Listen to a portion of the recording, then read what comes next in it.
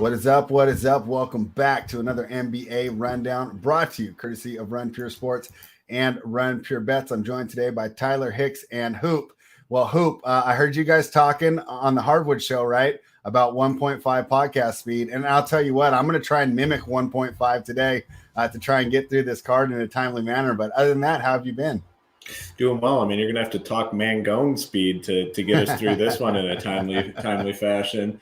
Yeah, full slate, 13 games. It was nice last year, obviously, with the games broken up a little bit more. Now we're getting back to the traditional super heavy Wednesdays, super heavy Fridays, and then Tuesdays and Thursdays are real light with the 3 and 4 game slates.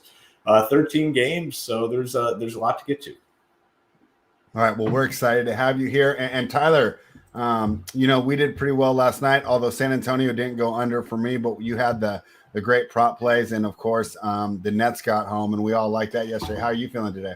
Yeah, I'm good. We got the Randall prop home. Sucks KD was double team most of that game. He couldn't get us up over that 27. He still managed to get to 24 and just shot 10 for 22. So a few more makes, we would have got that one. And then AD finally decided he was going to play center, grabbing 16 rebounds and letting Russ play second fiddle in the offense. So didn't see that one coming, but 13 games. We'll find some more winners today.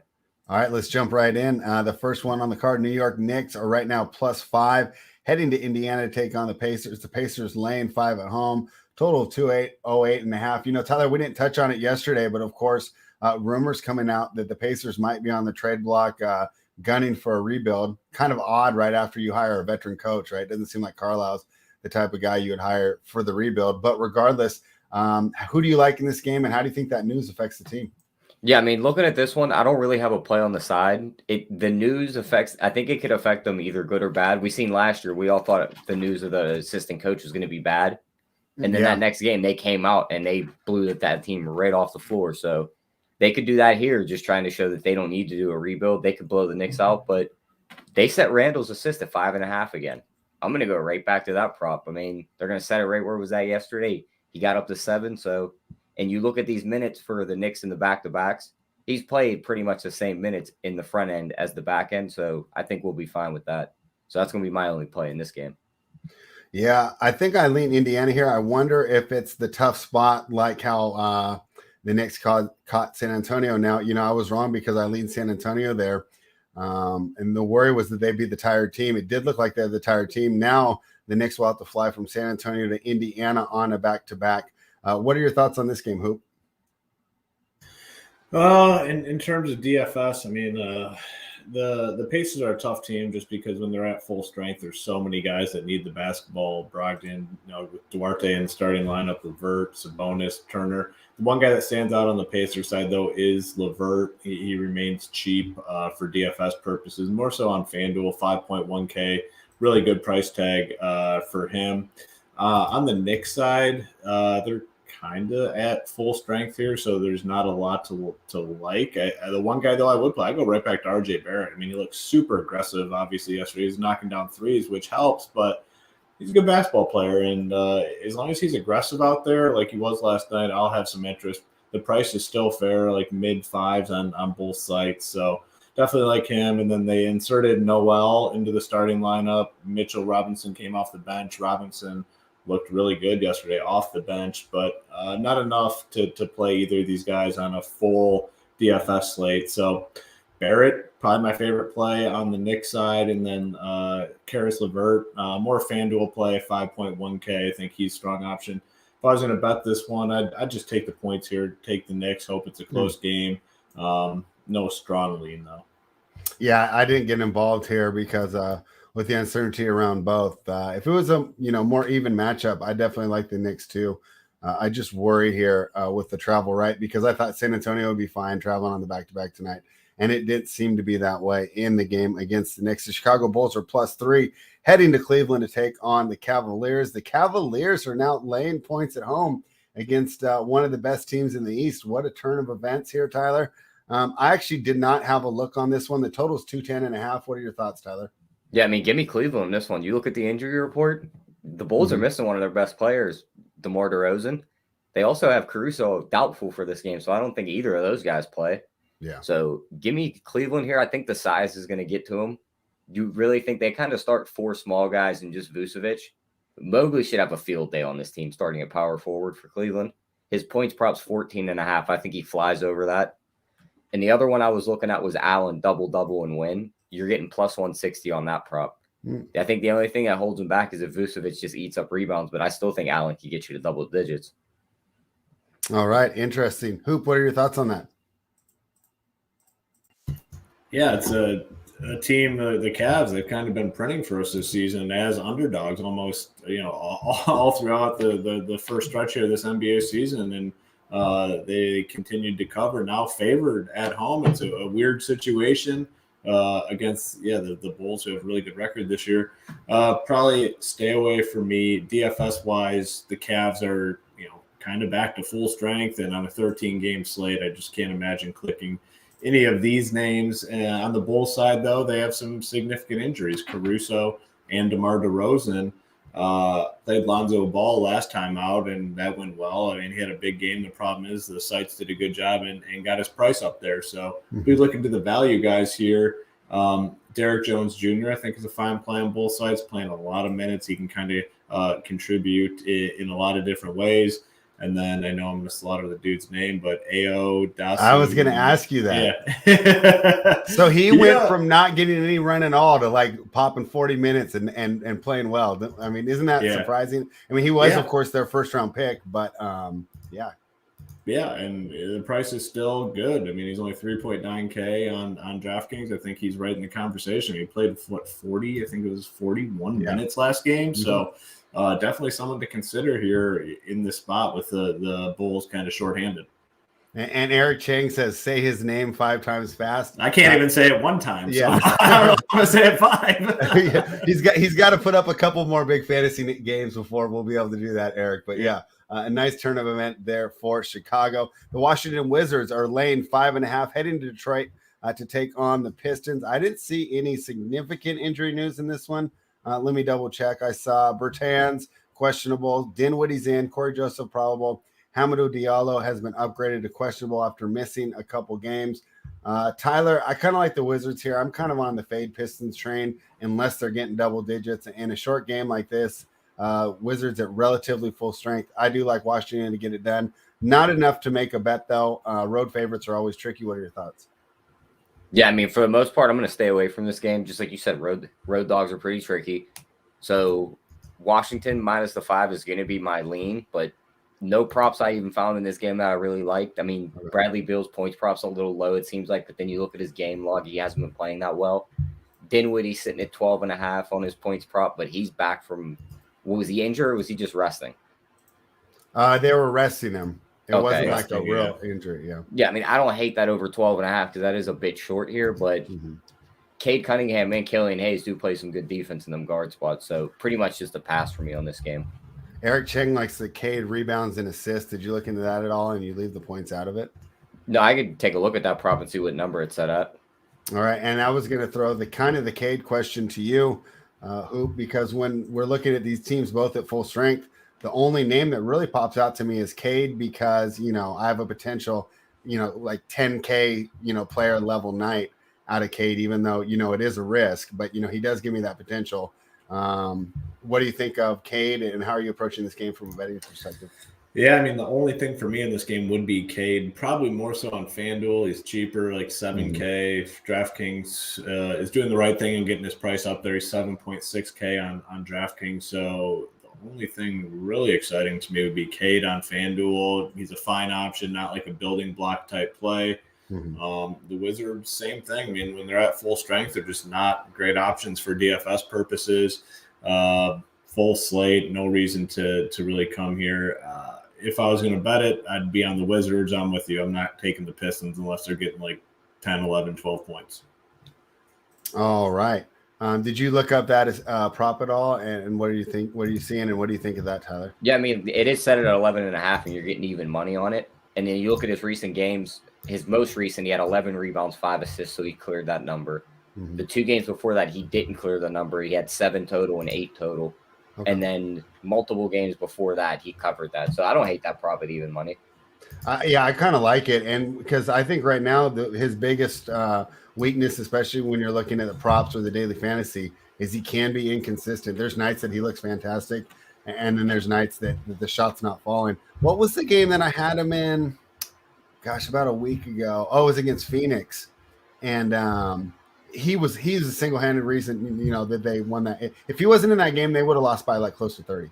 And the one thing that was impressive me about watching him there is that he knows how to use his size against smaller guards. So he doesn't like rush to the rim like some of these players do. He takes his time, and then he still keeps the smaller guard in front of him. It's hard for the help to roll, and then he's able to still make layups. It looks like it's in traffic, but it's over a smaller player. So I was really impressed with his body awareness and just things like that. I think he's going to be really good. After that 1 week slow start where he was pressuring himself, definitely a good player.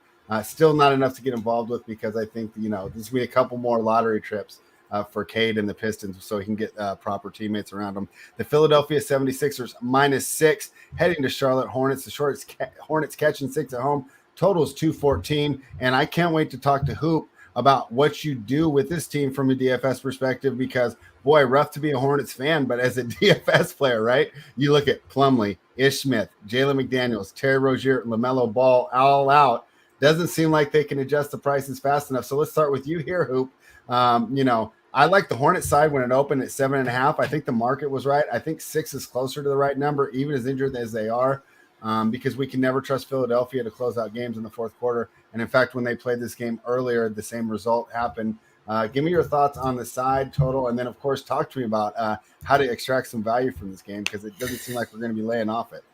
Yeah. In terms of the 6, I think it's a fair number. I probably wouldn't play with that at all. But DFS-wise, these guys, what we thought was going to happen last game kind of happened. I mean, these 5 guys just played as much as they could handle. Cody Martin, Kelly Oubre, Hayward, Miles Bridges, and PJ Washington. Just all ton of minutes. And to me, the same thing's going to happen tonight if this is a close game. Now, the problem is the sites did get the prices up to a range where you have to make the decision. Like last game, it was at a point where you're just playing 3 or 4 Hornets no matter what. Tonight, kind of hard to do that. They got Oubre who went off. He's at 7.5K now. Gordon Hayward came up $400 or $500. Miles Bridges is now 8.2K. PJ Washington is 6.8K. So not the same situation. Cody Martin too. He came way up. Now Cody Martin has a good price on FanDuel, 5K flat. That's a good value play. I think he's strongly in the conversation. But because of the price tags, it's not the must-play situation that we saw a couple nights ago. And on the 76ers side, favorite play would be Embiid on FanDuel at 10.4K. But with Maxey expected back, like we had Shake Milton last game, he's obviously not in play on this full 13-game slate. So still a really good spot for the Hornets fantasy-wise. It's just a matter if we can kind of work in these elevated salaries now. Favorite would be Cody Martin on FanDuel at the 5K flat. And I like games like this because it gives me a chance to just ask you like general theory questions, but in the context of a specific game. So I've asked you before on the show, like, hey, how do we handle a guy that just goes off, but it's kind of unexpected, like Andrew Wiggins drops 50. Do we roster him the next night or, do we lay off because we don't expect lightning to strike twice? I think this, like with Oubre, right? A similar situation, but yet situationally it made sense. It wasn't like it just happened out of nowhere. He's got way more usage. So let's say I did want to get some Hornets in there. How would I go about navigating this, with your advice? Like, do I go back to Oubre because he did well, or do I say, okay, Oubre had his turn. Maybe I look to a Hayward or a Bridges to have their breakout night. How do you navigate that when making that tough decision? Yeah, it's tough because you look at what happened last game and you're like, man, Oubre went off. Like, is he going to go off again tonight? And he's the one that got the most substantial price increase. So I'd probably be going elsewhere. Like PJ Washington, I think, is a good candidate to coming off the bench. He's going to be game script proof. It doesn't matter. He's going to be out there playing regardless. I'd probably go away from Oubre in tournaments because a lot of people are going to be looking to Oubre after, I think, he had 50 fantasy points. So a lot of people will say, hey, he just did 50. He's probably going for it again tonight. So I'd go a different direction. Maybe like a Gordon Hayward was kind of disappointing in that spot. Maybe go to a guy like Gordon Hayward and, maybe it's his turn here tonight. All right. Tyler, sorry, that was a little while there. Hopefully you have plenty of times to look up the props here. Like I said, I like Charlotte at the earlier number. If it does bounce back, I would have some interest. Right now I'm staying away. Did you have thoughts on whether or not you want to take the Hornets as a home dog? Yeah, I'm not going to take either of the sides in this game.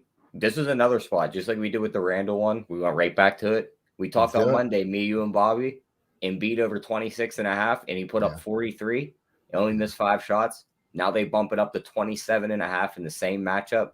No big man's back for Charlotte. Unless they're triple teaming him under the hoop, he's going to eat on this team. So give me that over 27.5. Yeah, and what about the rebounds? Because we cashed that one too. It was at 13.5. I think that's a bit high, but I'd rather just play the points at 27. Okay, got it. Hoop, any thoughts on those props before we move on? Yeah, not a ton. I mean, it's what were those numbers again? 27.5 for points, 13.5 for rebounds. Yeah, I don't know. Not a ton of interest for me. All right, let's move on to the next game. We have the Oklahoma City Thunder. They're catching 7.5, heading to Toronto to take on the Raptors. This is an interesting number. I had it lined a little higher, so I might jump in after talking to you here. I thought the Thunder would be catching more in Toronto. I know OG Anunoby is still out, but still, I mean, this is a team that I think at worst is a play-in team, most likely playing in the first round of the playoffs versus a team that could be drafting first in the draft. Tyler, I like the Raptors here, but I want to talk to you guys about it. What do you think? How are you approaching this one? Yeah, I mean, small lean to the Raptors. 7 is a lot to lay in this spot. So, I mean, against the Thunder, though? Yeah, even if it's the Thunder. I mean, SGA is a Toronto, based guy. He's from Toronto. He could put up a big stat line That's tonight. a good point. Okay, I like that. He's going to be playing in front of family and everything. You know how that goes with these guys sometimes. Extra motivation. So, I do like the over 206.5, though. I think that's a bit short. Interesting. I was looking at the props. I mean, whenever Toronto plays, we just go right to Scotty Barnes, points, rebounds, and assists. It's rated 25.5. Yep. Yeah. So he was going to do the single rebounding prop, but you think PRA is better? Yeah, I like the PRA better. Okay, but I'm sure if he likes the PRA, Eric, he's not gonna be upset with you if you do play the individual rebounding prop. Hoop, what are your thoughts on this one? Yeah, I tend to agree with you. I'm on the Raptors 7. It seems a little short to me. I mean, the Raptors are a team better at home, and they have enough talent to mop up on these crappy teams. The one thing that it's not a changer in terms of the spread, but Precious was added to the injury report as questionable. That doesn't affect anything. I see him as in. Yeah, they on Basketball Monster. They just switched up. I think it was not too long ago, unless they updated it since I last saw. On mine, on Basketball Monster, it says Precious in right now. Yeah, all right, I'll verify that. He went questionable 35 minutes ago, and then he went in 18 minutes ago. So it was just a quick flip. So quick flip. Okay, so like I said, that doesn't do anything regardless. Whether he's in or not. I still like the Raptors minus the 7.5. Fantasy wise, though, you guys are kind of priced out, especially on DraftKings, where Van Fleet 9.3K, Siakam 8.8K, Scotty Barnes 8.1K. The guys, all those guys, better priced on FanDuel. So I think these guys are more FanDuel plays opposed to DraftKings. But yeah, I definitely like that 7.5 number. I think they can beat the hell out of this team. All right, Milwaukee Bucks minus 6.5 heading to Miami to take on the Heat. I thought this number was going to open lower. I was seeing 4s and 5s overnight, not offshore, but by the time it opened for me on the offshores, it had already moved to 6.5, and at some places 7.5. Those 7.5s got gobbled up quick, which I guess makes sense because Miami's a good team even without their 2 best players. But Jimmy Butler's out, Bam's out for sure. George Hill and Caleb Martin questionable. Semi Ojeleye is out, and of course DiVincenzo's been out for the whole season. Tyler, let's start with you. This one was a tough one for me. On that, if it was less than 5, it was like hammer the Bucks. At 6.5, it hasn't changed my position when we're just picking them on this show, but it does make it tough to wager on because I think I lose all the value that I had at less than 5. But I still like the Bucks here. What are your thoughts? Yeah, I mean, I think I like them below 5. I like them above 5. I think Eric Chain hit it on the head. It was a blowout game. They're going to blow them out. We know there's the rivalry between these 2 teams. Now Miami's coming in weak. They don't have Bam. They don't have Jimmy. It's basically going to be Tyler Hero and Kyle Lowry against this team. Giannis is going to feast on them. They're just going to eat them up down low. His point prop is 26.5. I like the over there. You could even play them 30 plus and Milwaukee wins at plus 300. I don't hate that at all.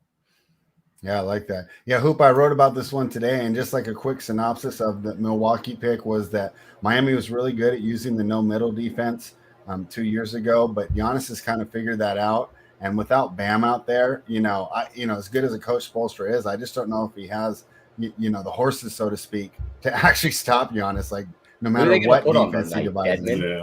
Yeah, it's going to be a combination of Deadman and Tucker.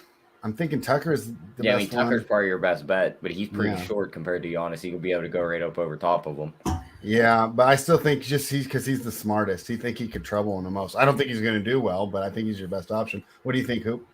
Yeah, I agree. I mean, I think the Bucks smash him here. I mean, this team, first off, they've been struggling overall, the Heat. I mean, they haven't been playing all that well. We saw them get absolutely smoked. I think it was it last week? I think it was actually last Wednesday. They got absolutely smoked. It was Saturday night.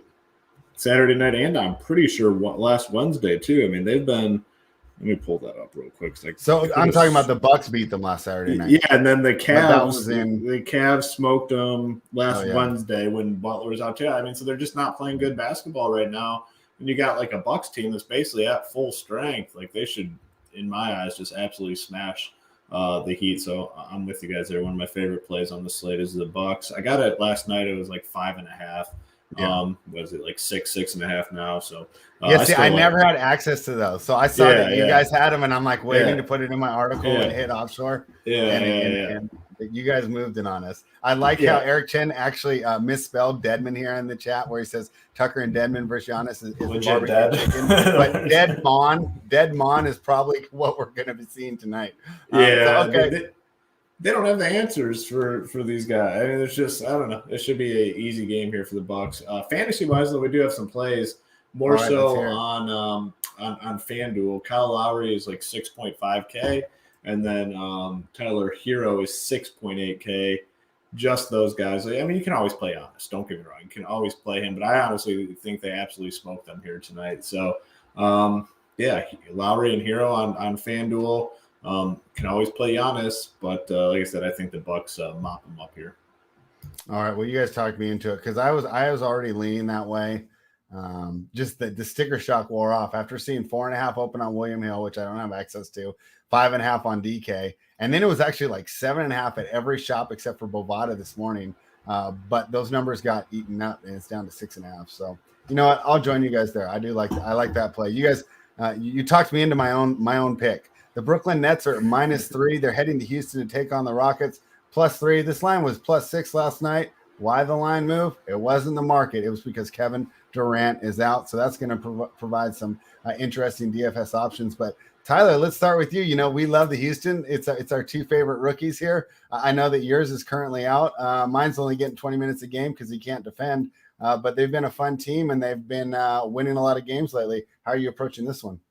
Yeah, I mean, looking at it, the other guy on that injury report that's resting for Brooklyn, I think is going to impact these props we're about to talk about. LaMarcus Aldridge is also taking a rest game. Oh, wow. Who the hell is playing big man for Brooklyn tonight? Blake Griffin comes back in the lineup. He don't stand a chance. He don't stand a chance against Christian Wood tonight. Yeah, you're right. I think Hoop's right. Claxton. It's going to be Claxton. They gave him like all the run at the end of that game last night. Okay. I think he's the one. Yeah, he's probably going to be the guy that plays like 30-plus minutes, and maybe Blake comes in and just gives him the time to get rest on the bench. But I still like Christian Wood over 17.5 points. I just think only 17. Yeah, I think it's a perfect. That's like the Randall one yesterday, where I'm like, wow, that's way too low. Yeah, I mean, you look at the matchup. Even if they get like sort of blown out, he's still going to play. Like he should clear that 17.5 pretty easily. All right. Well, we got a bunch of people watching. So, guys, everyone watching, if you guys are new, what we would like is please like the channel, like the video, subscribe to the channel, and share it with your friends. Remember, head on over to runpuresports.com. Become a member of Run Pure Sports by using the promo code GetBets. You'll get access to all the daily fantasy cores and all the bets provided by the team. Hoop, what are your thoughts on this one? Nets -3 in Houston, a Houston team that's been getting some wins. Yeah, I mean, it's now turned into the premier DFS game on the slate with Durant ruled out. I mean, you have to play James Harden. You get the revenge narrative too. Obviously played in Houston. So Harden is the premier spend up on the slate. And then there's just going to be a ton of value plays to go along with it. Patty Mills, Bembry, Bruce Brown should get a lot of run here. This Cam Thomas guy, James Johnson, Claxton. I mean, you can play all those guys tonight. Want to see who starts. Like I said, I think Claxton draws the start. But in terms of those other couple spots, Mills will start too, and Bembry probably will. I want to see who gets that last spot. Is it James Johnson? Is it Cam Thomas? Is it Bruce Brown?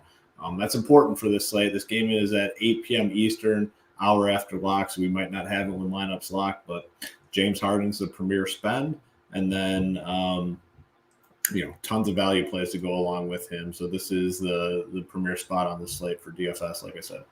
Yeah, and I'm having a lot of fun learning DFS. And then, sometimes I know what you guys are going to say, but then there's questions like this where I really have no idea. Do you feel so? Like, I like the idea. Let's make a Nets heavy lineup. Do I need to run it back with a Rocket? It differs depending on who you ask. But, for me personally, I do not have to. I don't think you need to do it, especially on a 13-game slate where there's going to be so many guys that go off on the slate. I mean, just so many. You don't have to do it, especially with a team like this in the Rockets, where there's just kind of a dumpster fire team. You don't know who's going to produce game in, game out. The clear run back is obviously Christian Wood if you want to go that route, but he's expensive. $9.8K on DraftKings. Like, that's a big boy price tag. He's got to do a lot to probably be on the winner tonight with this, with it being a 13-game slate. So for me personally, you don't have to do it. But you can if you want. And like I said, how about it just Sean Tate? Run I like Tate, man. I like Tate. I think that's better because it gets you 2,000. So let's say we want to spend up. He's put up some numbers with these guys missing too. Yep. Yeah. And just because Tate. It's you go Harden Wood, you've really limited yourself. I think with Tate, when you're watching the Hardwood Live later, and they bring up all these great mid-range options, you're going to be able to fit them in there. So, but obviously, Wood is the safer choice there. Yeah. But really, though, like I said, you don't, especially in this situation, you don't have to run it back. These Nets guys are in such a good spot. They're priced way too cheap without Kevin Durant. You shouldn't, think that you have to do it. We got injury news again, fellas. What's up? Precious went from questionable to back to questionable. Oh, gotta love the NBA injury reports. No, yeah. I mean, it's just been like how I tell my buddy we were working out this morning. I said, dude, bet in the NBA, for when I send in my articles and stuff, if I bet at the same time, I'm like, it's almost like hitting a 2-team parlay. Because first the players I bet on have to play, right? And then they still have to win. And this was one of them that I took this morning and got the better of the line. So, because they're ruled in. This morning, Minnesota was 9.5. They're down to 6.5. I love that number at 9.5. Even though Utah, they have a point differential of 9.2 on the year, right? So they win by double digits a lot, because that point differential isn't just wins; it's all the games, including the losses, and they're still at 9.2. But I really like this Minnesota team a lot, and Utah's not as good on the road. I really think they run up that point differential at home. And off the top of my head, I don't know it, but I know it's a lot worse on the road, as well as their 3-point shooting splits. So at 6.5, I still like Minnesota, but boy, I loved it at 9.5. I should have given it out on more than just an article. I should have put it on the sheet there, but I didn't think it was going to move this much. But Towns is ruled in, Beverly's ruled in, Russell is out. That's got to be good if we want to have some Anthony Edwards in the lineup. And on the Utah side, the only guy I see is Hassan Whiteside being questionable. So I still like Minnesota. What are your thoughts, Tyler? Yeah, I mean, small lean to the Minnesota side. I think the total is 220. I kind of like the over there, even though it is a bit high. I could just see Minnesota getting up and down the floor. Utah does put points on the board. They shoot a ton of threes. So I like that. The props I was looking at in this one, though, Conley over 5.5 assists. He's hit that in all 3 of his last games. Even though D'Angelo's out, it's going to be Patrick Beverly in that guard spot. We all know how pesky he could be on defense. We could see Conley pass out of a lot of spots and get nice open guys. So I like that one, and I also like Gobert over 14.5 rebounds. Seems like a steep number. Minnesota's giving up 17 rebounds per game to centers over the last 2 weeks. Yeah, and I'm surprised with Russell being ruled out. When I saw that move, because I'd heard that Russell was was out earlier. So that's why I thought I thought it was taking both of them out to move that far. I'm really surprised. They must have thought that both of them were going to sit. And you know what, Tyler, you know what they need? A FanDuel double where, it's like Minnesota wins and A1 gets like a poster dunk of the year over Rudy Gobert. I mean, we should get like plus 500 for that one. But Hoop, what are your thoughts on this game? Not a ton of interest. In terms of spread, not much. It would have been nice to get that number, the 9.5 number, 6.5. It's good enough for me to stay away. And it is interesting though, their average margin of victory is so high. But then when you really think about it, they play their starters like regardless of blowout or not. So if they're blowing out a team, like they just keep their good guys out there and just like run it up. So it's not all that surprising when you really think about it. Fantasy wise though, the Jazz not a great team for DFS purposes, especially on a 13 game slate and them being at full strength, just a full fade spot for me. And then on the Timberwolves side, yes, D'Angelo Russell's out, but still paying a premium, like 8.4 for Edwards. I mean, he's going to need like 45 fantasy points on this slate. And then Karl Anthony Towns is 10.8K. Got to play Harden over him. The price is a little cheaper on FanDuel, so Towns, I think, a little more. I think he's like right around 10K, so maybe a little more in play there. But then on FanDuel, Embiid's only 10.4K, so I think you still play Embiid over Towns. So long story short, not much interest in this game. All right, and that is fair. Yeah, really surprised about that line move, but that's what makes this show and what we do so much fun. As we try and anticipate these line moves, because that's half of NBA betting. The Dallas Mavericks plus 2.5 heading to Memphis to take on the Grizzlies. Boy, this line's moved as well, because when I put it out this morning, the Grizzlies were 4.5. I liked it there. What is the news that's moving this? Brandon Clark doesn't move this line. Zaire Williams doesn't move this line. Kyle Anderson, doubtful. That doesn't move the line. I guess maybe people thought Luka wouldn't play. I see him as questionable. Maybe the idea is that he's going to play.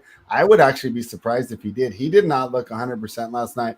Looks like he's still laboring on that ankle. I don't understand why you would blow him out and put him in that situation this early in the year. We already know they're off to a slow start. Let's go ahead and get our guys fully healthy and get back on track. But I'm not the coach. We will see what they do. Tyler, this line indicates to me that they think Luka will play. I think that's a mistake. I still like Memphis regardless, and especially more at this number. What do you think? Yeah, I mean, small lean to Memphis. If you had to pin me down on something, this game would be the under. But this is going to be another one. We got 13 games today. I think we found some other spots that are nicer. I'm going to pass on this one. Hey, Tyler, did you hear the Memphis rap I sent you? What did you think? Did you like that didn't. one? I forgot to listen to it. All right, I'll listen to it when we finish up. Do that. Yeah, Tyler was teaching me the newer guys. I was showing him some of the older guys. Hoop, what are your thoughts on this game?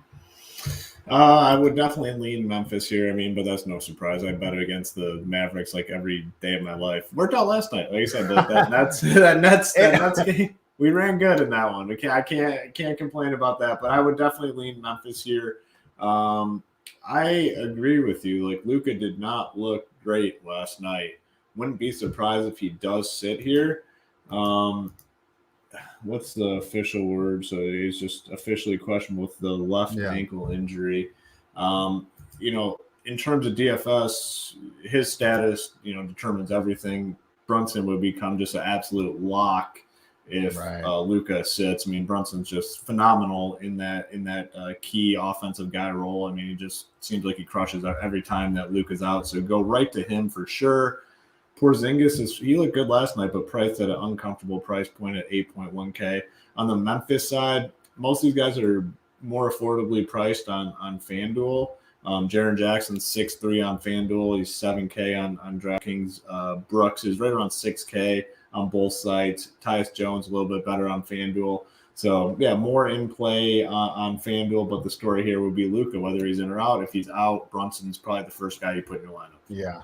We'll have to definitely check that out. And Hoop, just from doing the show so far, I'm guessing that you're going to MME FanDuel and just run a single bullet in DK, because on all these games, you've given out all this value on FanDuel, right? And I'm sitting here because I usually have the DraftKings up, to help guide the show and ask you guys the questions. And it's just everyone, it seems like you give me 3 FanDuels that I should have in my lineup. And the ironic part, though, is like if you go to that Nets game, like all those guys have better prices on DraftKings opposed to FanDuel. So does FanDuel put out their prices later? I don't know. No, not necessarily, but they have like Bruce Brown up in like the mid 4K range where I'm DK is only 3.6K. So like the key value plays are cheaper on DraftKings, but like the normal plays are cheaper on FanDuel. So it's an interesting slate.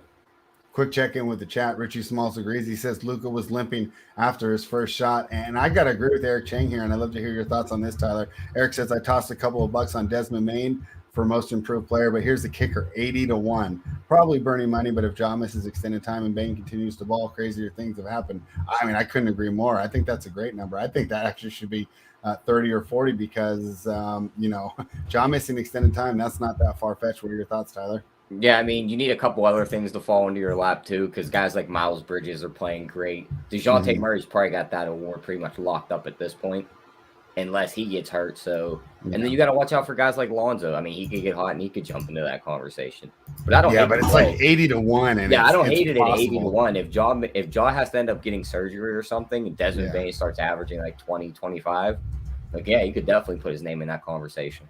I mean, just because think of it, like to get like an NBA championship team at 80-1, you'd have to take like the Thunder or like the Spurs or someone terrible. This is way much more likely, right, than one of those teams that we project to the lottery that you get at 80-1. So that's the main reason I think you found yourself a good bet, Eric, even if it does not cash. Let's go to the next game. Hey, we're making good time. The Denver Nuggets are -2 heading to New Orleans to take on the Pelicans. The Pelicans +2.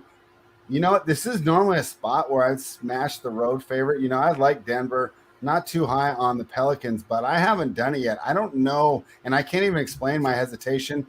Probably, I guess, the injury report, Bones Highland, probable, Will Barton questionable, Jokic probable, which is like I don't want to make the bet and have him not play. Bol, power forward, and Josh Hart on the other side, not in. So, I mean, I guess it's the injury report that's keeping me off, Tyler, but it seems like it's Denver or no play here. Am I missing something on a Pelicans team that's playing better, but how could they not because they're playing so bad? No, I mean, I'm not backing the Pelicans in this spot. Probably another game I'm just going to pretty much stay away from. I did find a prop I liked. It was Monty Morris over 19.5 points, rebounds, and assists. He's been crushing that number as the only guard in the rotation, but then you look at the injury report, Bones Highland's probably going to play tonight. So it kind of backs me off of that prop a little bit. But then the news about Barton kind of pushes me back on because he's going to get the extra minutes. So it's going to be a wait and see with this game, see how them guys get rolled in or out. Hoop, what are your thoughts on this one? Yeah, I mean, I'm not ever – at this point in the season, I'm not going to be backing the Pelicans. If I do anything, it's definitely Denver. I'm always partial to Denver, though. So, I mean, I look at this, and I feel like Denver should be favored by more. Which is why doesn't it seem like these guys are going to sit? Yeah, I don't know. It just seems too good. They're going to mess up your show later today, too, because they're going to announce it at 15 minutes before lock, and you're going to have to change all your cores. I mean, I don't know. I'm kind of scared to make a move on it, but it seems like Denver is the play here. Fantasy-wise, the only guy that I'd play in this game would be Jokic, and he'd get a little boost, too, if Barton were to sit. So definitely like Jokic. He's right there. If you can go Harden and Jokic in some teams, I think that's a solid route to go. Do you like Jokic more than Embiid tonight? I think I like Embiid more. Seems close. I mean, it seems so close. Like the prices, 11.9 and then 11.7. So you go to FanDuel, there's more of a difference. It's like 11. I think Jokic is like 11 flat, and then Embiid's like 10.4. So I think the 10.4 is a very nice price tag for Jokic for Embiid on FanDuel. Richie Smalls asking the question: Does Zion sign his contract extension with the Pels or demand a trade first? Even if we don't answer that, I have to ask you, Hoop, did you see Zion looking like an offensive lineman? Are those legit? Like, those aren't like Photoshop pictures, are they? Is that really him? I think that's really him. I heard he's 330 right now. It has to be. If those pictures were legit, he's got to be like close to 350. He looked massive, like offensive lineman type style. Yeah, I was like saying maybe it's just time for him to become the NFL's best tight end, right? You know, Kelsey's getting old, right? George Kittle's not catching like he used to. Let's get him out there. Tyler, have you seen that? Since that injury at Duke, he's just blown up with weight. It's almost like that injury just killed him before his NBA career even started. And I haven't lived there, but everything I've heard is New Orleans is with the cooking down there probably not the best place to move if you have a weight problem, because from what I've heard, it is just delicious and just packed with calories, right? Like, so it's just the double dipper there with Zion down in New Orleans. So it'll be interesting to see how his career goes. Remember, at that age, though, right? We can't do it anymore, Hoop, but at that age, you can get out of shape and then get yourself back in, pretty quickly. And then, at this age, I forget and I try and do it and I get real frustrated because it doesn't just melt off like it used to. I like this game. The Orlando Magic were plus 7.5. I liked it there. The market moved it to 7. I agree with the market move. Sacramento Kings -7. The Kings, gasp, have won 2 in a row. Wow. That's their best winning streak of the season. They have yet to win 3 in a row this season. But following this team and seeing the flashes and the frustrations with them, one of the hallmarks of this Kings and basically of most losing franchises in general, they play good against the Lakers. They play good against the Clippers, right? Against the big games that everybody's watching. But then they fail to beat the teams that they're supposed to beat. Or it may be what happens tonight. They just make it a lot harder than it should be. So if this Kings team really was serious about making the playoffs, they win this game by 15, because Golden State just beat this team by 30. Right. So beating them by 15 wouldn't be that hard. But remember, the Magic are professionals. Cole Anthony getting back on track, obviously coming off that embarrassment. I think they show up and play hard tonight and give the Kings a run for their money. Just from reading the local quotes, these guys are feeling themselves after 2 wins, man. I mean, they're acting like, they're back on track and this and that. And I hate to see a non-talented team get overconfident like this. Tyler, I like the Magic plus the points. What are your thoughts? I'm on the other side. I think it's a steep number for the Kings. I just think the Magic are a bottom 2 team, and that's fair. I mean, that's the only way that the Kings are laying this, right? It's almost they can't really defend anybody. Cole Anthony could put up points in bunches, but again, he doesn't defend. So it's like the Kings should be able to get this done. Tyrese Halliburton, I see, is off the injury report, so he'll be back. Yeah. So I think they win the game. I'd probably lean under though, that 222.5. I mean, 2 bad teams on the floor. You get a couple minutes of just everyone missing, you'll squeak underneath that 222. All right, Hoop. Tyler and I are opposite. Break the tie. Would you rather bet the Magic or the Kings here? I got the Kings. But I'm just like, I'm biased against these really crappy teams. Like, I can't do it. Like, yes, they're going to cover here and there, but man, they're just such a bad team. I'll go with the Kings. I mean, obviously not a huge fan of the Kings, but I definitely lean Kings. But the good thing is we don't need to make plays on every game, so I definitely won't be betting this one, or will I be playing anyone in fantasy? So this game is one that I will not be tuning into tonight. Yeah, with both teams at pretty close to full strength, pretty easy to lay off it. From a betting perspective and a daily fantasy perspective, here's the biggest spread of the night: the Portland Trailblazers plus 14 against the Golden State Warriors. Hey, the Portland Trailblazers, they had playoff hopes at the beginning of the year. Why are they plus 14? Well, Damian Lillard's out. We all know that. He's going to be out for a little while. CJ McCollum punctured lung, so they're missing both, their top guards. It's just a lot for a team that was really, I thought, devoid of talent to begin with. Neil O'Shea was bragging about the roster he put together. I disagreed. That Covington trade, because he's not a big name, people don't talk about it. That's one of the worst trades in a long, long time. They brought him in to be a defensive stopper, and you watch him. And JSU and I were lamenting this last week. He's lazy now, man. Like, he's not the same defensive presence he was before. The team still can't defend. Now they're going to rely on Simmons and maybe Nasir Little. Is he playing or is he out again? Regardless, both those names you just said, are on the questionable. Yeah. I think they both run, but we're from Dame and CJ to Little and Simons. Have problems seeing them keep pace. Don't love laying 14 and not going to bet it. But, if we pick every game, I'll pick the Warriors. What's your thoughts, Tyler? Yeah, I mean, I'm taking the Warriors here. I'm not going to lay the points. All we hear about in these last couple of press conferences from the Warriors is Steph's closing in on the 3-point record. Oh, yeah. He also mentioned Clay's record in the game. He could break both those records tonight if he just shot a ton of threes. What better spot than playing a beat-up Portland team that already couldn't play defense? Mm-hmm. Now all their main guys are out, so now you're getting their second string and third string guys. Curry 30+ and Golden State wins plus 150. Curry 35+ and Golden State wins plus 350. I'm playing both of those. I like that. I've always thought that the Blazers, even when they were good at making the Western Conference Finals, were just kind of like a Warriors light, right? A perimeter team that could bomb from anywhere, but they just weren't as good, especially on the defensive end. Hoop, what are your thoughts tonight?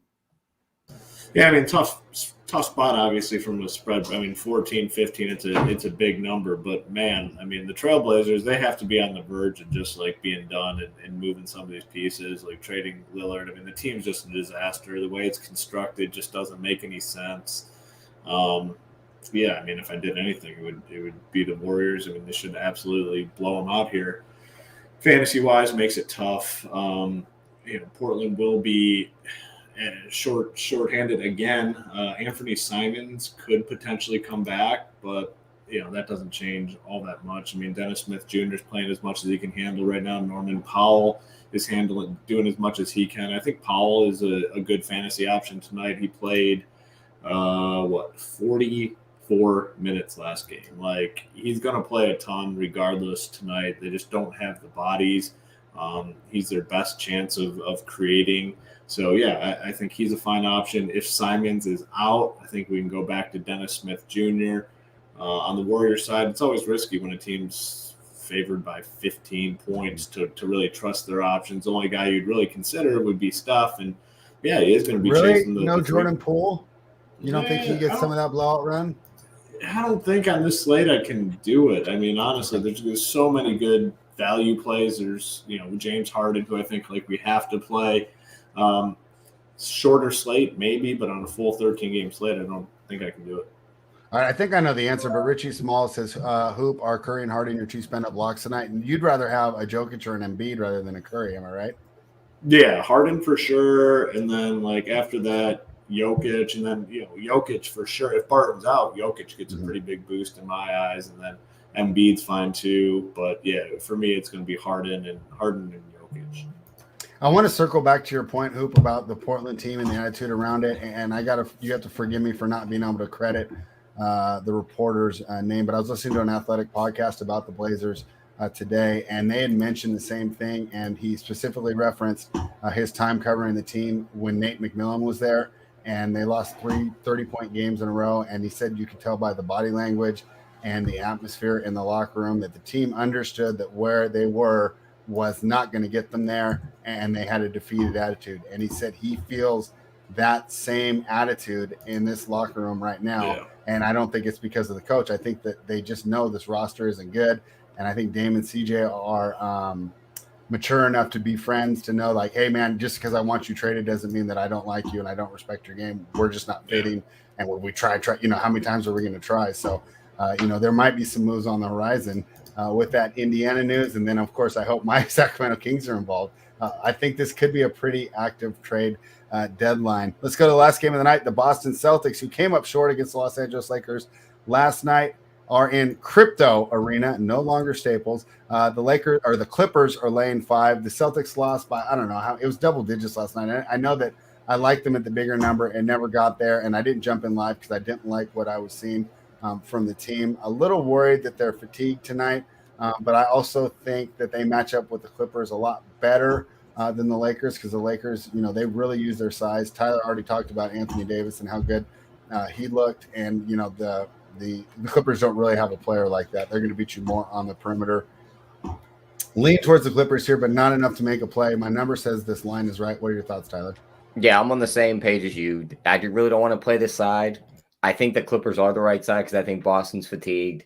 I don't think Tatum's going to be able to have as much success against these wings for the Clippers because they do have better defenders on the wings than the Lakers do. So he could have some fits. And if he has fits, this Boston team is going to come to a screeching halt. Mm-hmm. They set Paul George's points prop at 24.5. I like that over because you figure these guys for Boston played 30-plus minutes last night in a hard-fought game against a rival. They're tired. They're not going to want to chase him around these screens. I could see this having a big game for him. All right. Hoop, what are your thoughts in the matchup at the Crypto Center? Yeah, back-to-back here for the Celtics. They looked pretty bad last night. Jaylen Brown's obviously going to be out again. And then I wouldn't be surprised if a guy like Horford gets ruled out on the back-to-back. So something to keep an eye on.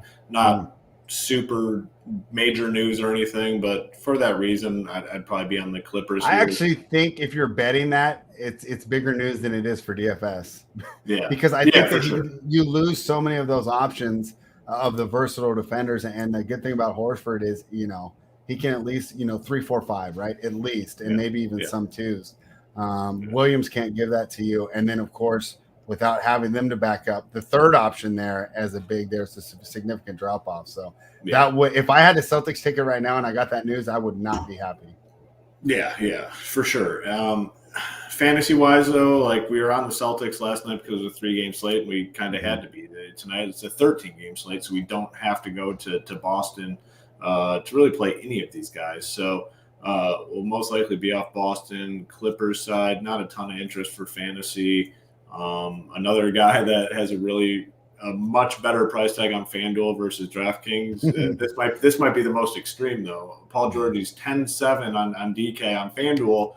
He's only 8.9K. So we're looking at like a $1,800. Is that like a lock?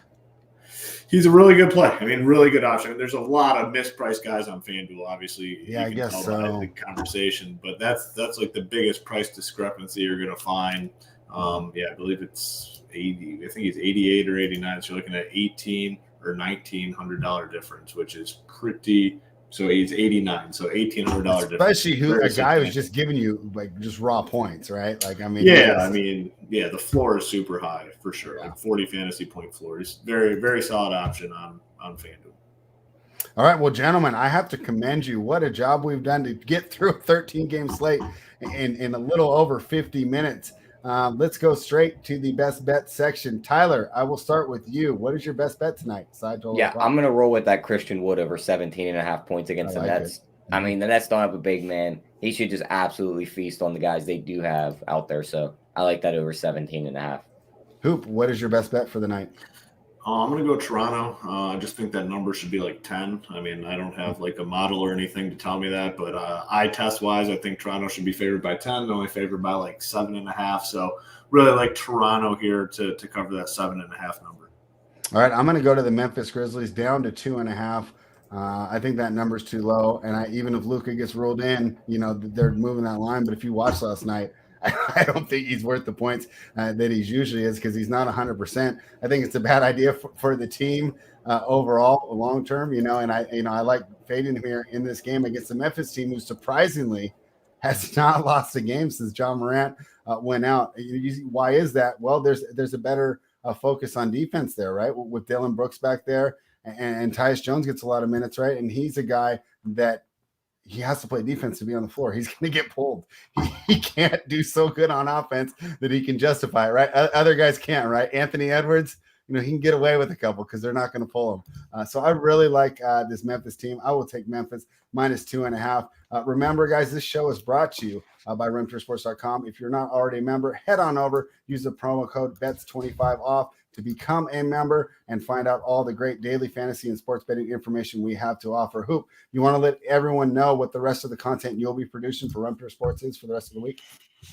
Yeah, so we'll have our hardwood show at in about 20 minutes here on the Room Tour Sports channel, Up to Lock, Big T, JSU. And then tomorrow we're doing a special show, NBA show. It starts at 6, and then we're going to do an Up to Lock show for the NFL Showdown slate starting at 7. And that's going to include the big announcement that I've been talking about. So tomorrow, 7 o'clock, Rumpure Sports Channel. You definitely want to be there.